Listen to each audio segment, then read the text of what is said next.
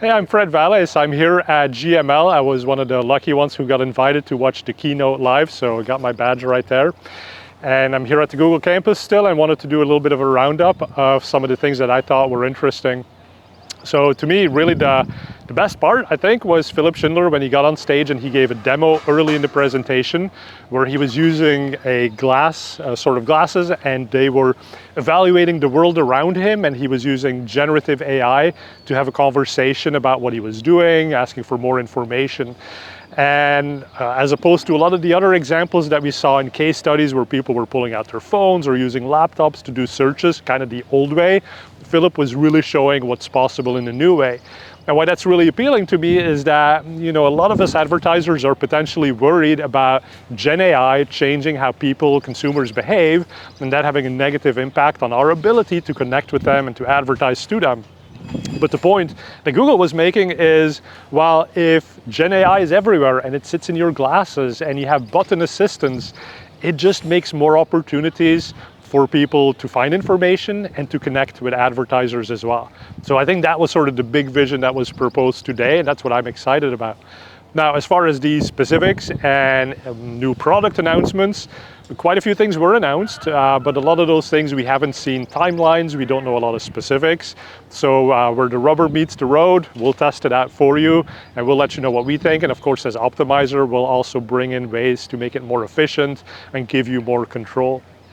Speaking of control, that was one of the things I was excited about to see this year as well, is that last year when we saw generative AI being used to develop image ads, video ads, keywords, it all felt very much like a one-shot approach. Here's my website, go and give me a bunch of keywords. And then once you had those keywords, you couldn't really do anything. You couldn't tell the assistant, oh, but I'm trying to reach this target audience, or here's my special promotion for this season. And what we saw this year, on the other hand, was much more innovative. It was generate me an image of a couch against a wood floor and a brick wall. And it came with a lamp in the picture, and you could say, take out the lamp, I don't like the lamp, or say, put a painting behind it. And so using AI as an assistant and truly having a conversation with it, and that being fully integrated in the ads experience, I find that exciting because I think that's truly going to become a time saver. And it's going to enable advertisers and marketers to do things they haven't been able to do before.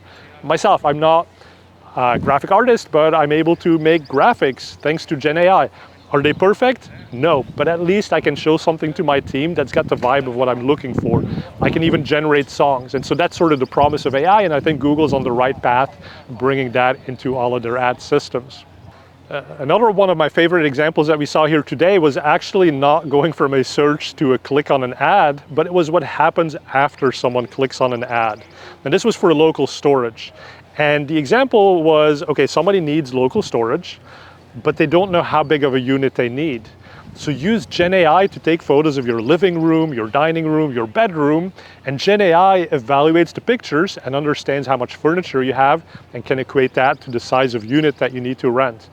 And to me, that's brilliant, right? Because there's so much friction and there's so much difficulty in some of the tasks that we as humans do. And honestly, finding a local storage company, that's not difficult. You go on Google, you get 10 choices. But then you're there and you're like, well, now they got 5 sizes of units. How do I figure that out? I got to go into my living room. I got to measure stuff.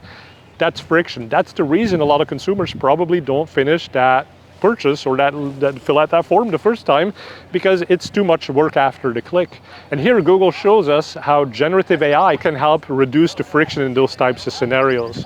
And to me, that's exciting because at the end of the day, we're all looking for leads, we're all looking for sales. And the more that generative AI can help us remove that barrier, it's going to help us all get more sales, get more value for the money that we invest in platforms and ad platforms like Google.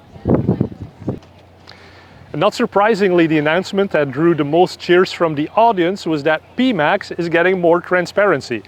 Obviously, PMax is here to stay, and just the fact that they're adding more data and more insight into what is driving the traffic was well received by the audience, and we're very excited at Optmyzr because it means more data we can bring into our systems to help you figure out when PMax is working and when maybe you'd be better off using a different campaign type.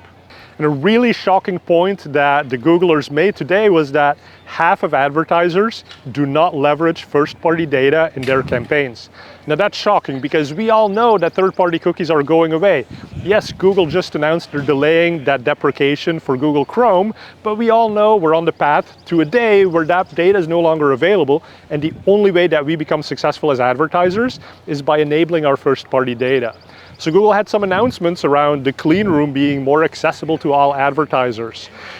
Once you have that clean room data, now you can bring it into the ad system, you can do interesting things with it. But just the fact that half of advertisers are not even doing this today, they're not thinking about first-party data, to me that is one of the biggest immediate opportunities that's out there.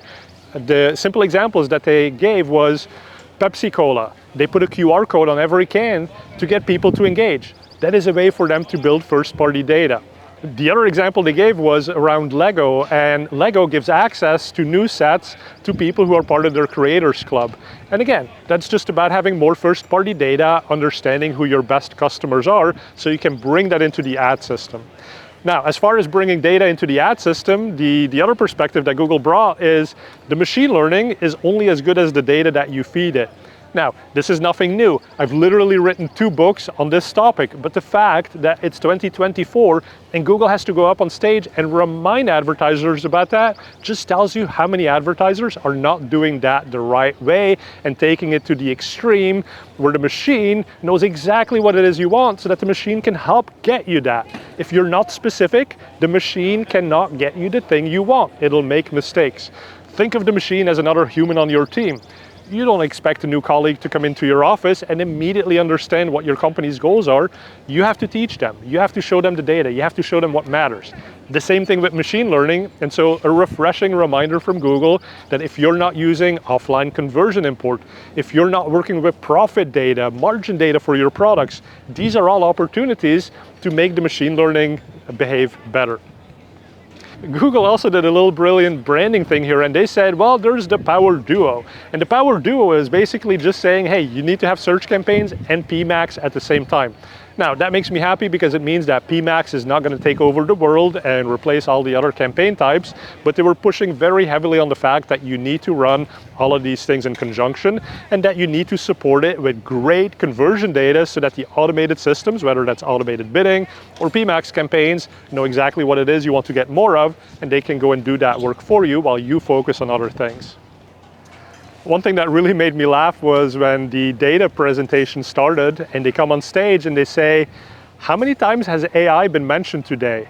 And I'm thinking, well, you're the data team, you should be able to answer that question. And I think it was actually representative of the data section being a little bit light this year at GML. There wasn't a ton of new stuff announced, and even what they talked about, like more integrations with HubSpot, with Zoho, for offline conversion import and for B2B advertisers, they literally made the statement that, trust me, this is going to be easy, but no details about this. Now, these are not new products. Salesforce integration has existed for many years, but a lot of advertisers either don't use it or they don't use it correctly. Google says they're going to make it easier, but we haven't seen exactly how. So this is another example where we'll believe it once we see it, but I am excited that they're at least thinking about this and understand that some of the solutions they built over the past couple of years aren't as easy as they should be. So another year of Google marketing live in the books. No huge surprises from my perspective. We talked a lot about AI, generative AI, and how that's changing consumer behavior, and how it's also going to enable advertisers to do more in less time. So very excited to see which of these announcements turn into great new products. And of course, along the way, Optmyzr is going to be there to support you in ways that Google may not be.